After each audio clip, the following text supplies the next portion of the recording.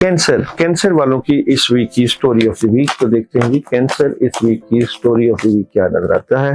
तो कैंसर वालों के लिए ये वीक बहुत जबरदस्त है। कामयाबियां हैं, खुशियां हैं, माली तौर पे स्ट्रांग हैं, बातें अपने तक रखिएगा, क्लैरिटी मिल जाएगी, स्ट्रेट फॉरवर्ड फैसले हैं, बहुत जबरदस्त अपॉर्चुनिटी रहेगी आप लोगों के लिए इस वीक में। एनर्जी क्या नजर आती है कैंसर वालों की इस वीक की एनर्जी, कैंसर इस वीक की एनर्जी क्या नजर आती है।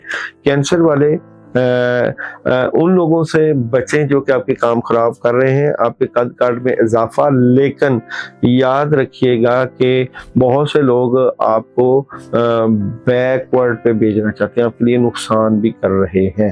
अच्छा जी, बात करें जॉब, बिजनेस और कैरियर की, तो बातें जितना अपने तक रखेंगे उतना ही फायदा होगा।